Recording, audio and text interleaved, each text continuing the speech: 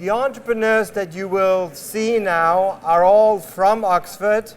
They're all students. They come from different parts of the university, from the business school, from other parts of the university, from different degree programs. And the one thing that's common about them is that they have used their studies to work on their passion, to work on the things that for them could mean a startup in the future, for their future self, so to speak, and is a real learning experience in the present. So these are students who worked very hard. They've also worked very hard on their pitches over the last couple of weeks because they were competitively selected to present here. So what we're going to do is we're going to have short pitches, and we won't have time for questions. This is more a celebration to see the wonderful work that has happened during the academic year. And therefore, we're going to have about a 5-minute pitch, and we're going to have 9 of our talented entrepreneurs. Now, Biz is staying with them, and he's holding a very mysterious bag. And this mysterious bag is called the Biz Fizz. And the Biz Fizz consists of a bag that contains something fizzy, which is typically used in celebrations in the Western world. I think you can figure out what it is, in addition to the book that Biz wrote that is highly recommended. So without much further ado, I am now going to introduce our first pitcher. And it's probably a coincidence, but probably not a complete coincidence, that our first pitcher, Eric, is a former employee of Twitter, who's gone on to great things, such as joining the University of Oxford, and now doing further great things. Please welcome Eric.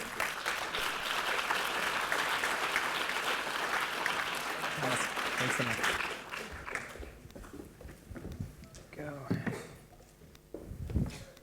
Good afternoon, everyone. My name is Eric. I'm going to present Digital Fine Print, our fintech startup that is turning social data into insurance data. I'm here with my team, Sherry, Timar, and Hong. And what we're going to talk to you about is life insurance. It might surprise you to know that only 1 in 10 life insurance policies are sold online in the UK today. We then need to ask the question why. And to me, the answer is online forms. When insurance companies started moving online in the 90s, they basically took the same paper forms that you used to fill in paper and put them into HTML forms. But they haven't optimized for desktop or even for mobile. That's a big problem. So the conversion rate on these online forms today is just between 2 to 4%. We are changing that by enabling users to use their social data to autofill the forms for them. If you go to our Twitter feed at Digital Fine Print or using this QR code, you can see one of our demos where you can click autofill with Facebook, and that fills the entire insurance application form in 1 click. When we started testing this with consumers, we were worried about 2 things. First was privacy. Would consumers really share their Facebook data with us? And if they did, would that increase the conversion rates that we would see in the market? Therefore, we ran some product testing with 50,000 ad impressions on Facebook, and the answer to both questions is yes. Conversion rates increased 4 times to 16%. Just by adding a small button that says autofill with Facebook.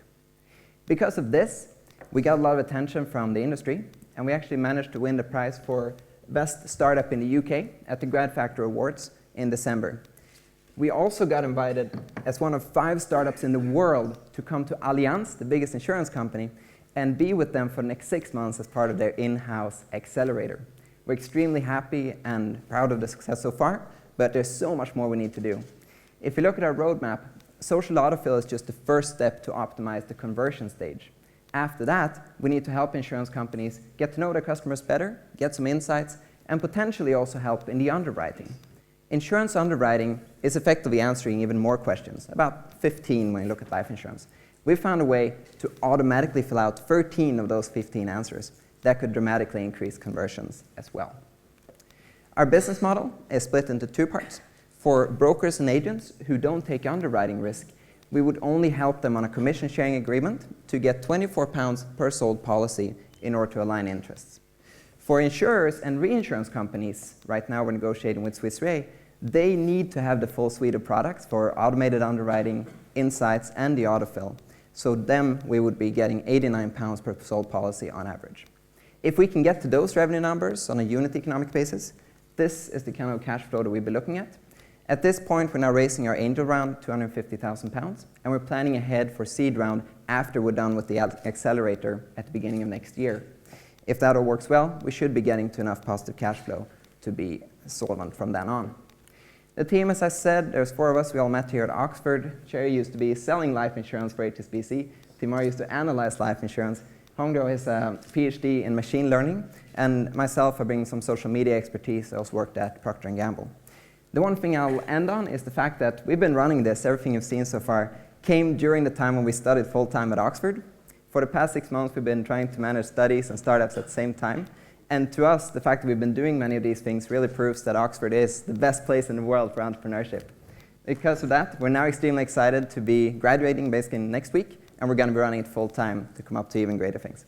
Thank you so much for listening. Keep in touch.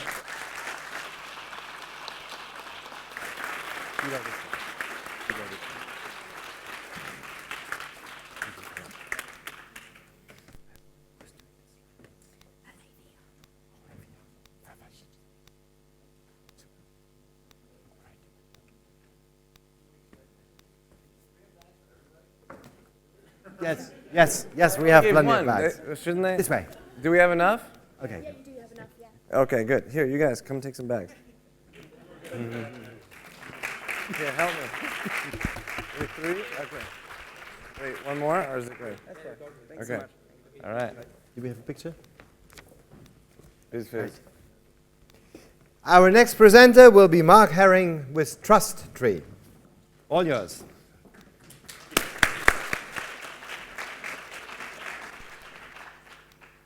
Good afternoon, everyone. So my name's Mark. I'm here to talk to you about Trust Tree, which is an online service for loans between people who already know each other and trust each other.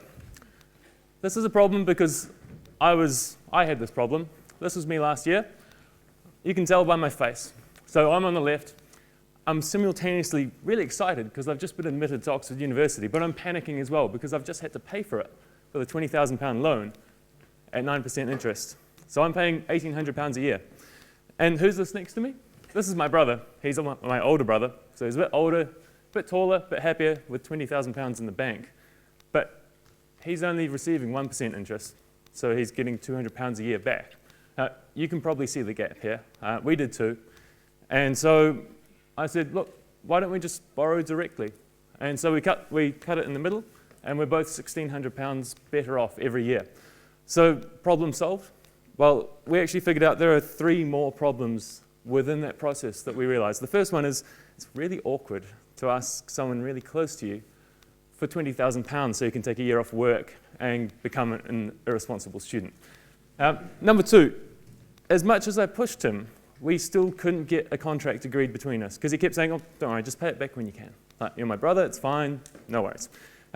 So we're not informed about what if something unexpected happens, all the things you should be thinking about when you take out a large loan. And third of all, it's a really painful manual process. So every month, I pull up my spreadsheet, I work out the interest, I email my brother, say, hey, I've manually sent across the payment again. Can you check your bank account again, just to make sure it's there? So these are the reasons why capital is trapped in our trust networks. We've gone out, we've done market research, we've found that 90% of people are willing to lend to family members. And over half of people are willing to lend to acquaintances. Not friends, acquaintances. So there's all this capital out there. How do we unlock it? Because studies have shown when there's trust involved, it increases funding rates, it decreases interest rates, and it decreases the default rates in loans. And you're thinking, well, there's peer-to-peer lenders already, right? There's Zopa, Lending Club, Funding Circle, Prodigy Finance. They're all just banks. They're more efficient, but they're just banks. So they let you invest in them, and they give you a low interest rate, and then they lend the money out to someone else, and they charge them a high interest rate, and they take what's in the middle. Trust Tree works on a flat fee. We're not a bank. If you're the borrower, you pay the interest. The lender receives that interest. So this is what it looks like. In the top, if you're taking an MBA, you need a loan, you create your page. You say, I need £20,000. You send out an email to your brother, your friend, and maybe that mentor who's been helping you out since you were 15 years old. And they get an email and they say yes or no. And that's your awkward conversation avoided. If they say yes, online, collaboratively, agree on a contract. And then you're both informed and protected. And lastly, TrustTree takes care of the repayments every month automatically. So we start with students, Oxbridge MBAs, and then through those personal networks, we really refine the product. We make sure it's exactly what the people need, and then we expand out to professional students across the UK, and finally into the broader market of home buyers and entrepreneurs. Anyone who needs a large loan and who have people around them that are able to lend them the money to pursue that. So what do we think the next 36 months will look like? If you follow the black line, this is the number of loans per month. You can see it's going to take about 2 years to really get off the ground, get the traction, get people excited, get people using it. And capping out with your classic S-curve, about 23,000 loans a month, which, to put in perspective, is the number of first home mortgages approved every month in the UK. So if you're thinking homes and students and startups, it's not unreasonable, and we think we can really get there. If you're following the red line, this is the money. So you can see here it dips below zero because we're going to need £400,000 to get this through to year 2. But once we get there and we really get this traction, you can see that we're looking at a 10, maybe 15 return, 10 to 15 times return on that investment. So we've got ourselves a business plan. We've gone out, we've talked to the market, we've done the research. Now we need technical resource to help us code the product, and we need cash to launch that product, test it in the market, validate the pricing model, and move onwards and upwards from there. So that is TrustTree. Thank you.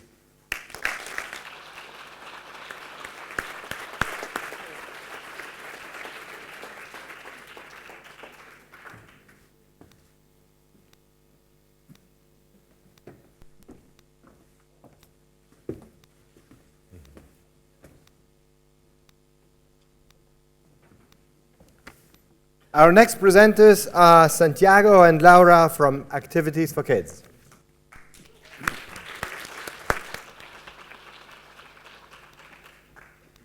What an amazing challenge it is to be a parent. And Laura and I have been working at this for a little bit over a year now. And wouldn't it be great if we could actually use that experience and help other parents? One of the biggest challenges we've been facing recently is finding activities for our kids. It's actually taken a lot of work and a lot of time. And after doing some research, we found that there's a broken link between parents and these providers of extracurricular activities. So what happens is that parents are struggling to find local activities. They're struggling to know which activities are good and which are not, and even to find activities that are within their budget. And then when we looked at the other side, we also found that providers are having trouble getting new customers. They're also getting trouble advertising their business and overall just growing and gaining market share. So for them, we created Activities for Kids. It's a platform that bridges both parents and providers. So parents can find and book activities and also make informed decisions using parent reviews. And on the other hand, providers are able to advertise their business and gain access to thousands of customers. So overall, you can think of us as a TripAdvisor for children's activities. What our value proposition is for parents is that we're going to let them save time because all the activities are going to be in one place. We're going to help them feel safe because we have parents reviewing for other parents. And we're also going to help them save money because they're going to have the ability to compare prices and find the best deals that suit them. And then on the other hand, for providers, we're going to give them access to thousands of new customers. We're going to help them save money through a cheaper customer acquisition cost. And finally, we're going to help them make a stronger brand and build brand trust through all these independent parent reviews. Now, how does this work? So a parent goes in and does a search through, thinking of city, age, looking for an activity for their kids. Once they get the list of recommendations, they can compare reviews, they can compare prices, schedules, and choose whatever fits them best. Once they've done that, it's as simple as booking it. And this is where our business model comes to play. We take a 13% commission on each transaction. And then from there, after our cost of sales, we're going to make a profit of approximately 10%. Now, who are we going to offer Activities for Kids to? So we're targeting initially middle-high to high-class parents in Brazil, Mexico, and Colombia, which is our entry market, with an average spending of $500 a year in extracurricular activities. The size of this market, based on our business model, is approximately $760 million. So we have a great opportunity here. And what are we today? We started building this idea through the Oxford Saïd Venture Idea Exploration Workshop at the beginning of 2016. There, we developed our business idea, we did our market research, and then in the second phase, what we did was actually create our business model and figure out if this was financially viable. Now, we're at the point where we want to develop our MVP, and we're self-funding the initial development. By fourth quarter of this year, we expect to create those key connections with our partners, which in our case are very important influencers, like mommy bloggers, and all these online and offline retailers and information providers for children. By the end of this year, we're planning on doing our official launch in Colombia. Now, we have an amazing team working here, starting with our motivation officer, Geronimo. He's our source of nonstop motivation. My wife, Laura, brings years of experience in PR, communications, e-commerce. And then I also bring a lot of experience in operations, research and development, innovation. We're supported by a great advising team. We have Sakshi, she's also an MBA student who's working consulting startups on finance, and Charlie, who's been mentoring us through the Oxford View program. So the bottom line is this. Right now, we're at a point where we're starting to self-fund to create our MVP. We're looking for a CTO to join our team. We're also looking for mentors, both in marketplace development and business development in Latin America. And finally, once we've proven that our business model has traction and it's moving forward, we would like to raise an initial $250,000 by the end of first quarter 2017 to be able to create our mobile application, to also build up and scale marketing, scale up our customer acquisition, and then also scale our team. This is Activities for Kids. Thank you.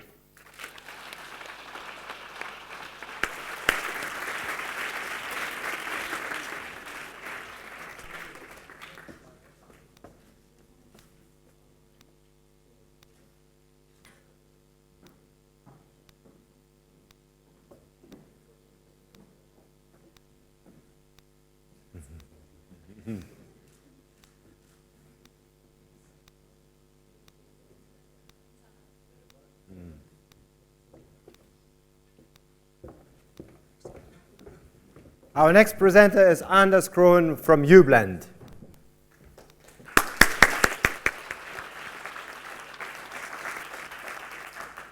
Good afternoon, everyone. I'm Anders. I'm co-founder and CEO of uBlend. We're making classroom communication easy and engaging for everyone. The problem right now is that we know that communication is core to the learning experience, yet there's no easy-to-use and effective communication platform dedicated to education. So uBlend is an easy way for students and instructors to set up a classroom for free online that saves time for the instructors while improving student satisfaction. So this is how we see the future. The overall edtech market will continue to grow and likely reach around $90 billion before 2020. All learning environments will become paperless, and emails will start to play a smaller and smaller role within any type of organization. At the same time, and this is important, excess demand for education relative to the number of instructors means that the winning institutions in the future will be those institutions who manage to use technology in order to save time for the instructor whilst improving this experience for students. But this is how communication currently works within learning environments.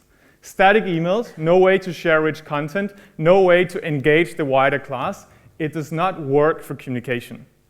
Then there's the learning management systems. I've been fortunate to study at 5 universities.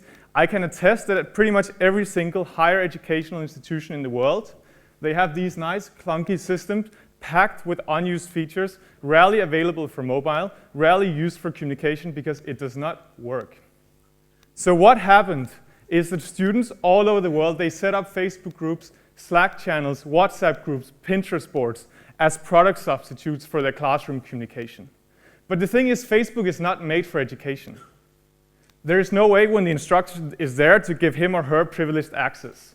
There is no way to share rich educational content like code or equations.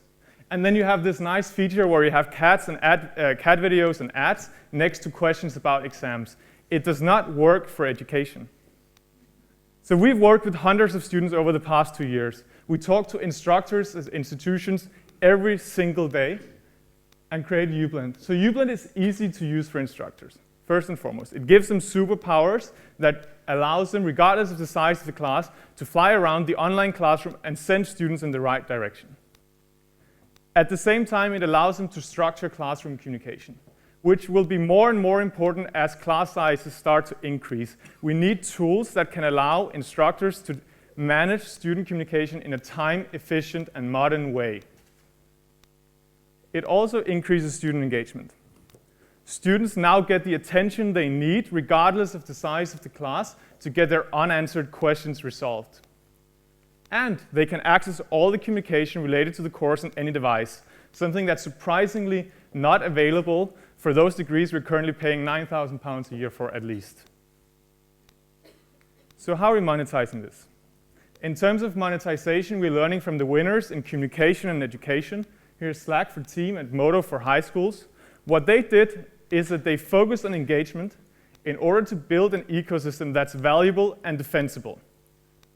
In our case, this ecosystem consists of more than 700 million learners in formal education, and on top of that comes all the language programs, the corporate training, the online courses, and all these learning environments, they need tools for education, and currently they're relying either on technology that doesn't work or poor product substitutes. So we're building the product right now as we speak, based on feedback from instructors and students. It'll be ready on the 1st of September 2016, and then we'll scale it over the next academic year in order to initialize monetization in 2017. But as some of you might know, we're not new to this game. UBlend was founded 2 years ago here at the University of Oxford, initially as a platform for campus life.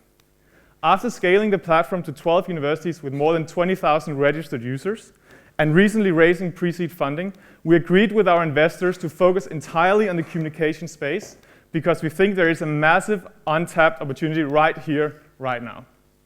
We have a team of young and experienced entrepreneurs who've worked together for 2 years, backed by a team of even more experienced investors, advisors, and academics, including an early investor in Square, a senior executive at LinkedIn, a TechCrunch winner, a Goldman Sachs MD, and a couple of professors.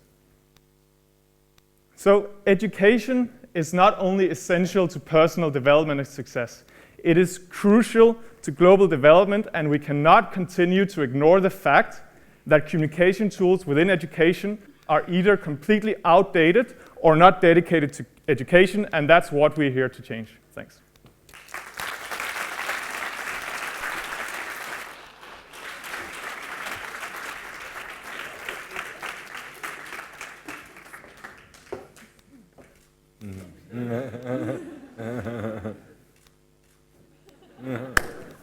Right. All guys. Okay.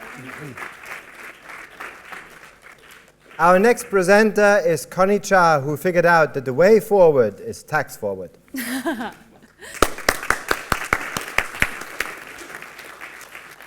Hello, I'm Connie, and this is a picture of me when I started out in life as an actress. And it was a fantastic time. It was heady, it was creative. I thought I was going to be the next Judi Dench, until the moment I had to file a tax return, and that's when my joyous moment, plunged into despair. So moving out of the very glamorous acting industry and into an even more glamorous industry of accountancy, where I trained as a chartered accountant at Deloitte, I realized that tax didn't need to be such a burden. And yet, try telling my friends that, because they still find it as intimidating as ever. And I'll introduce you to just one. So Rachel, she's a friend, she's an actress, she has a really interesting mix of income every year. She works as an actress, waitresses, she rents out rooms in her house on Airbnb, and she also runs workshops and seminars as a self-employed individual. She pays £600 to an accountant for a relatively simple tax return, and yet every year I receive messages like this one, indicating that she's as confused as ever despite that very expensive professional advice. She would like improved, inexpensive, and straightforward service that actually identifies her needs. And there's a pattern here, because more and more people are engaging in this portfolio career, this multiple sources of income, and yet they still have a fear of form filling, and at the same time they have an appetite for tech, because it's actually the tech platforms that are increasing the portfolio career. So, the sharing economy. I looked at these numbers and I was so excited about them. I hope you are too. Exponential growth in the UK sharing economy market. This is car sharing. 23% growth over 2013 to 2015.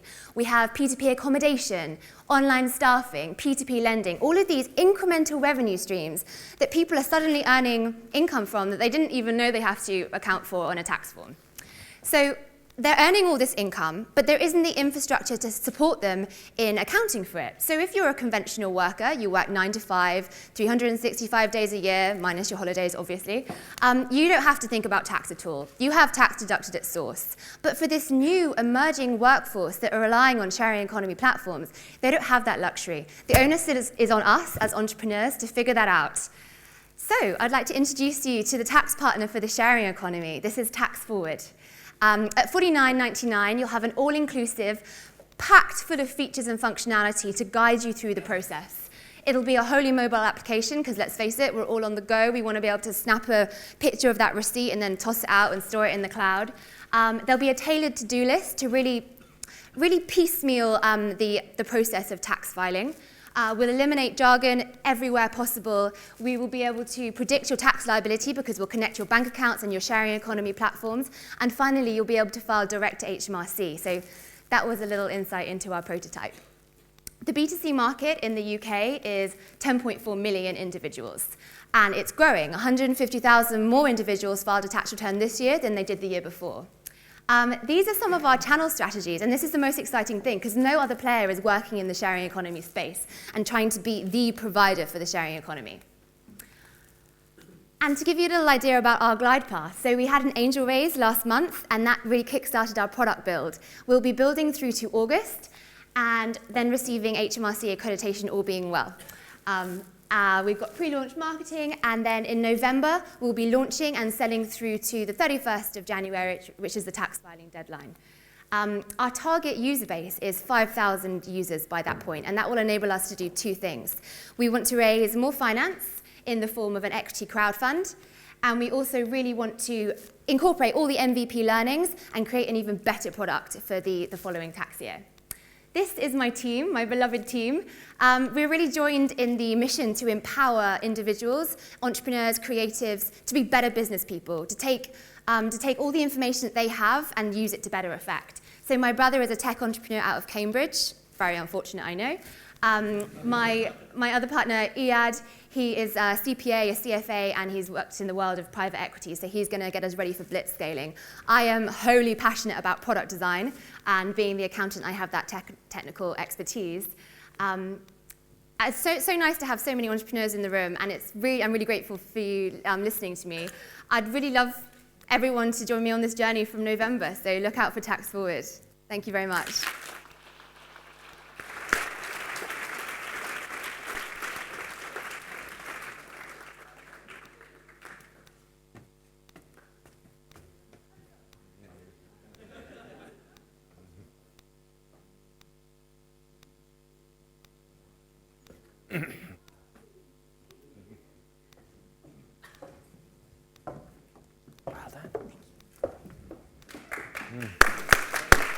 Our next presenter is Phil Hoberg. Hi, everybody. My name is Philip Hoberg, and I'm here to talk to you about Accelerator. We provide high-tech telemarketing to UK scale-ups, guys like this. So why do we do that? Because right now, people like this, scale-ups in the UK, aren't scaling up. This is referred to as the scale-up gap. So in the States, we have a ton of startups, same thing here in the UK, but unlike the States, in the UK, we don't have businesses that are growing to become slow and medium-sized growing businesses. And this is really important because this right here is the backbone of the US economy. So why is that? There's a lot of research talking about that. One of the most sort of well-known pieces of work on this is by Sherry Coutu. I got the name, okay. Accent on the U. And she found that there are two reasons why scale-ups don't scale up, and that's they lack skilled, well, sorry, she found 6 reasons. The 2 I'm picking that work for my presentation are They lack skilled sales employees and understanding of foreign markets. So what kind of problem are we talking about? You know, how big is this? It's pretty big. So a solution to the scale-up gap would produce $225 billion in new revenue over the next 16 years if somebody could solve that. So I'm not going to be able to solve all of that, but I think I can do a small piece, and here's how. Our team is going to contract with UK scale-ups, and we're going to train 150 telemarketers to sell those products to US markets. Okay, we're charging 25% commission. That's sales revenue at no upfront cost. Okay, that's kind of important because tech startups and even tech scale-ups are spending 70 to 200% of their revenue on sales. So we're reducing that cost for them. We're also taking a fixed cost and turning it into a variable cost. So this might sound a little confusing. Here's a specific example that might help you understand how our sales process is going to help companies. So right now, IGBL, it's a software simulation company. They do learning software for students here at Oxford. They have two founders who are doing a really good job selling right now. The two founders spend one day on LinkedIn generating leads, and they spend another day sending 30 emails, which results in one sale. All right, so that's 1 month it took them to do that because they're busy, they're developing, they don't have a lot of money, they can't hire people for a $20,000 sale. Our process is a little different. We use data mining software to feed leads to 12 highly skilled sellers. They're going to produce 35 sales for $500,000 a month for IGBL. Now, IGBL is an example of a high margin, low volume sale for us, but we can also do low margin, high volume sales like Perkbox. So at Perkbox right now, one salesperson sells a sale every 1.5 days. We can do the same $500,000 a month for companies like Perkbox. And this is based on just 12 employees for our first year. Okay, after that, after year one, we're going to scale up between years 2 and 3 to 150 employees. Okay, so I've talked to you guys about some big numbers, right? 500,000 a month, that's a joke. Could I really do that? Why do I think I could do that? Well, it's because our team's already done it twice. So we took $100,000 in working capital and created a multi-million-dollar company. We employed over 1,300 people and generated tens of millions of dollars in sales for dozens of clients. And most importantly, our data mining operation improved revenue by 40%. That's kind of our edge here. Okay, so we do have some competitors. It's a big underserved market. There's just enough people out there trying this, talking about it so that we know we have a market. We have traditional accelerators who are kind of doing SEO stuff and advising, but in the words of one director of a really well-known London accelerator, it really comes down to making the founders take sales calls. They're not actually selling for them. And then there's listing companies where if you've got a startup and you want somebody to close your sale for you in China, you can find somebody there. But the big difference here is that they don't sell, and we do. That's what we do. Okay, so what are we looking for? Mentorship. We do have some funding. We're seeking additional funding, and we'd also like to meet more scale-ups. So please, if you're running a UK scale-up and you get to a point where you've got some employees, you've got some sales, overnight your startup goes from becoming a startup to a real business, and now you've got somebody else's money involved and you need sales. You feel like you don't have an option. Please remember that you do. Thank you.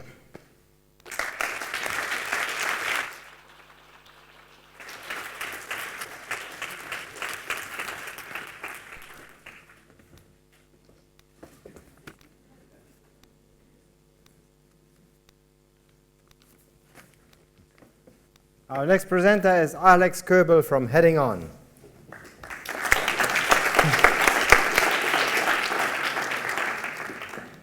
Hello, I'm Alex. I'm the founder of Heading On, the Fitbit for your car. And our mission is quite simple.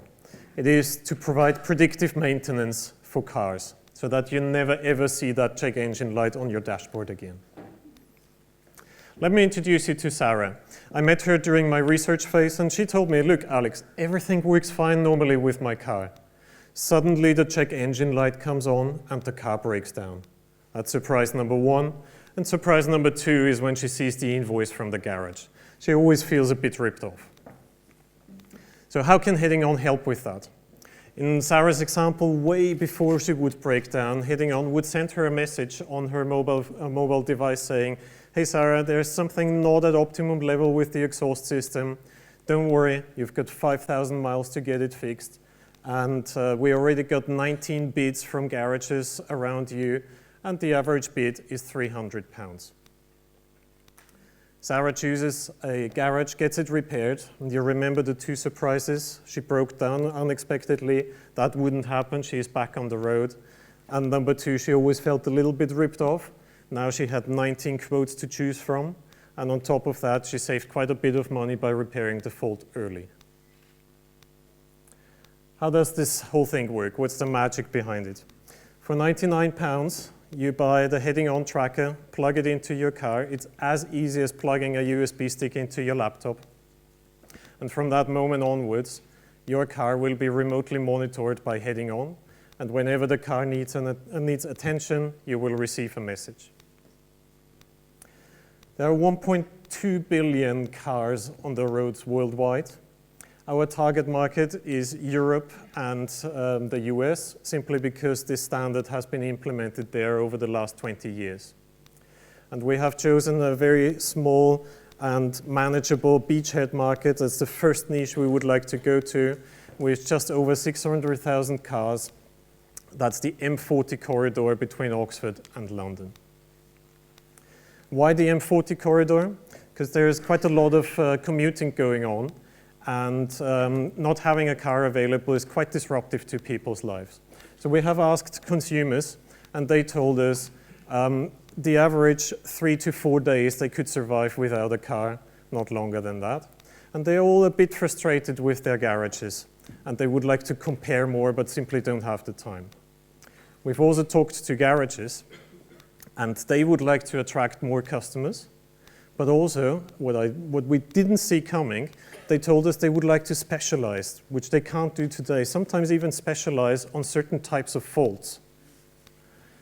And we have talked to breakdown services. They have the problem with dispatching, and they would like to optimize that. Do I send a pickup truck straight away, or do I send a repair van? They can't do that today. We would like to start with the B2C market to gain some traction, and then swiftly expand to the B2B market, where organizations would buy the service and offer it to their customers. And as a moonshot idea, I've also included the car manufacturers. I would love them to build it straight into the car, like TomTom and Garmin are now the standard navigation systems in cars. We're a typical tech startup. We need 2 years to break even. From there, it's the typical exponential growth. And we are looking to raise £150,000 end of this year. Pete and I have worked together to do remote management of mobile devices in Vodafone. This solution has been rolled out to 15 countries worldwide.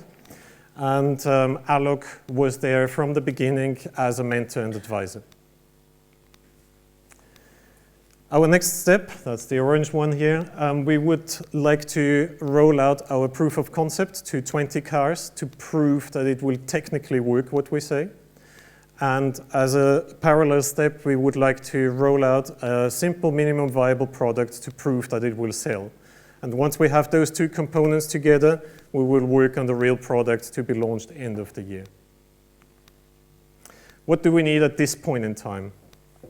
We need advice how to get funding ready for end of the year, and we would love to grow our network in the automotive industry. So don't let this be you, and have a safe drive home tonight. Thank you very much.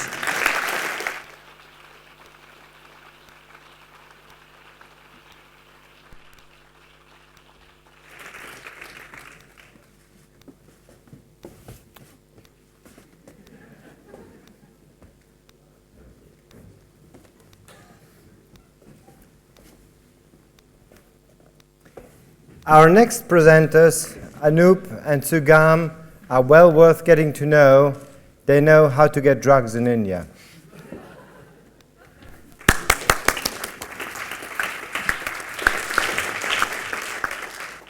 All right, good evening. My name is Anup, and this is my colleague Sugam. We are 2 of 3 co-founders. The third one is in India, because India is the focus for our market entry for the venture. I want to introduce you today to Chemist.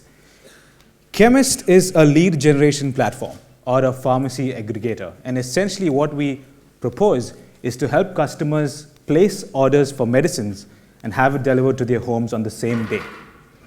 Our motto is simple: medicines locally delivered. And the way we want to do this is a customer uses one of our many platforms, it could be the mobile phone or the website, places an order, and the order is pushed to the nearest pharmacist to the customer using the PIN code and address of the customer. The pharmacist then delivers the medicine to the customer's home using their own delivery boys. In India, it's usually a person driving a bicycle in the local neighborhood. So we don't stock the medicines. We would not have an inventory of medicines, nor would we have delivery boys, but we would have the platform to give business to the pharmacists in India, and we would take a percentage of the profit that they make from us. So the model would look something like this. If it was a smartphone user, they would enter the medicine or take a picture of the prescription, and it is up to the pharmacist to validate that prescription, and then they would make the payment to us, chemist, and we would push it to the pharmacist who takes up the order. But there are a couple of companies in India who are doing this, and the market is really new. In fact, there are just 2 to 3 main players in India doing this over the last 2 years. They look at blitzscaling. They are looking at 30 cities by the end of next year where they're going to launch a system like this. Last year, it was 10 cities, and the year before that, they didn't exist. So the market is new. Demand is rising for a service. But then how are we different? We are proposing to also reach the non-smartphone users, who are more than 70% of India. Also, the smartphone user base would be something we would look at, but our main value proposition is to use interactive voice response system and a toll-free number to reach that market. And the way we would do this is a customer calls in a number for no charge, speaks their order after punching in their postcode, and that recording is pushed to the chemist or the pharmacist. So we plan to also blitzscale and try to enter more than 1 city to start with. And our long-term objective is, if there's a PIN code, we want to provide service there. There are 800,000 pharmacists in India. More than 70% of them deliver to the customer's home but are not fully utilized. In terms of finances, because the investment is not really high, it's more of a technological platform, it looks positive for us as well. I want to introduce you to the team once again, because apart from Sugam, who is a doctor, and myself, who is a management consultant, we have a CTO in India who has a team of 4 programmers who would be making the product. We also have a number of mentors who are guiding us through the process, who have knowledge on e-commerce spaces, the local medical field, and how to circumvent the unions, and also a marketing guru who is also one of my personal mentors. They believe in the idea, and so do we. We are currently in the process of creating the product and hope to launch in the beginning of next year, and we hope we were able to interest you as well. Thank you.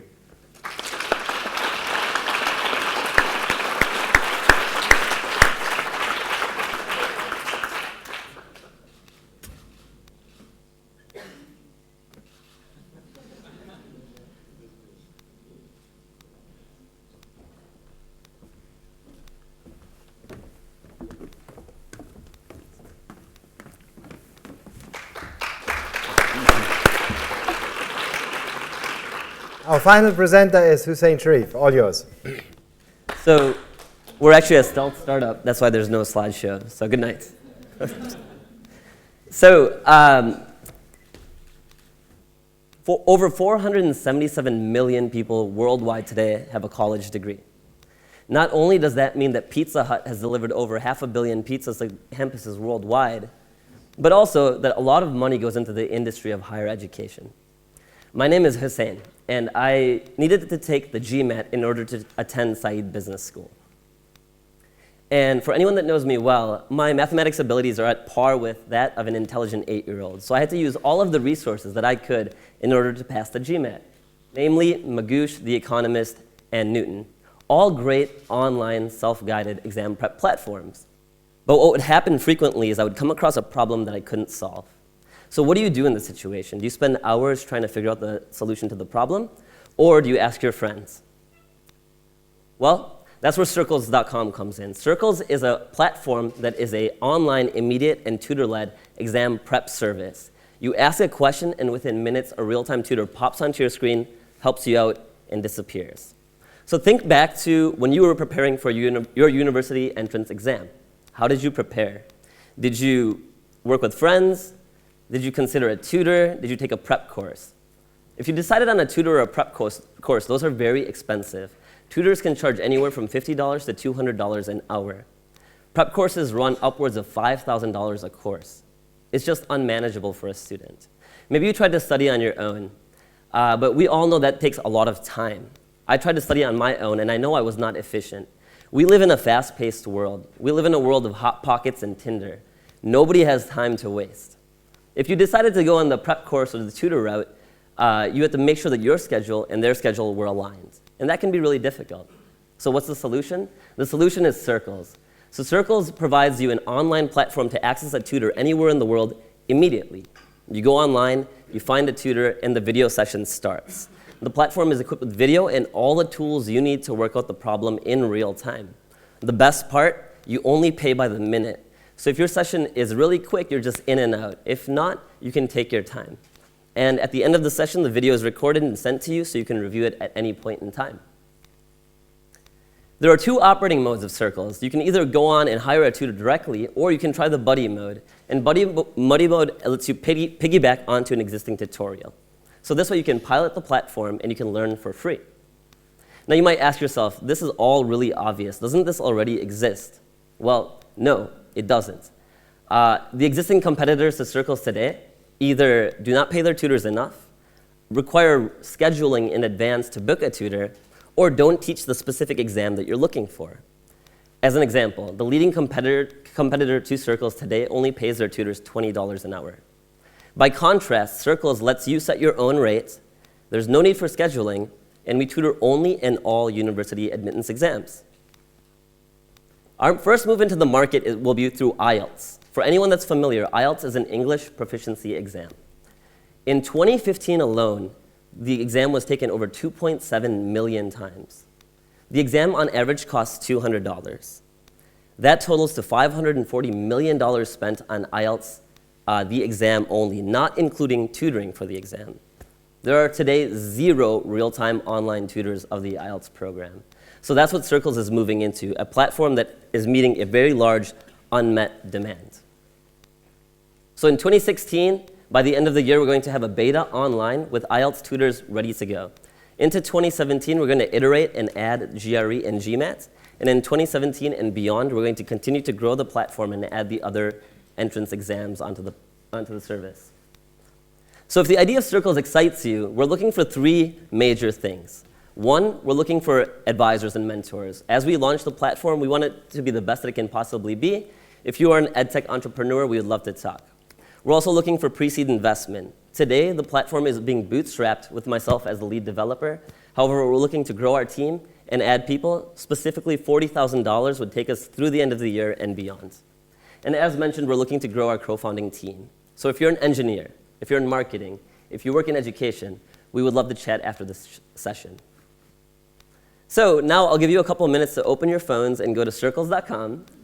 I'll give you a minute.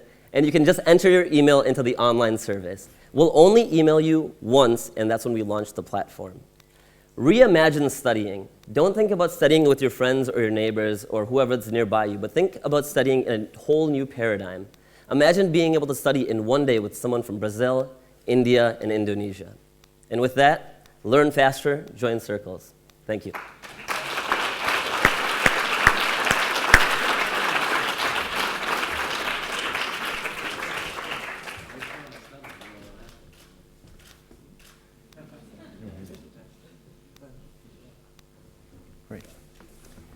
Thank you very much. In closing, I would briefly like to express a few thank yous. First and foremost, I want to thank my team, our team at the Entrepreneurship Center, who's been working tirelessly to put this event together and did an absolute superb job. Thank you.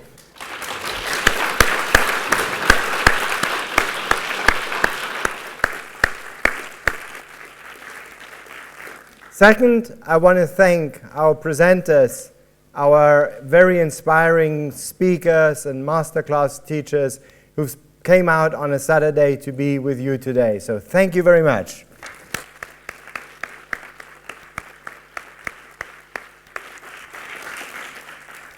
And finally, I want to say thank you to our Oxford entrepreneurs for putting together a fabulous amount of work, really inspirational presentations, And I want to thank everybody in the audience for spending time with these entrepreneurs. I believe it is time to now relax over drinks. Please come and join us in the foyer. Thank you very much.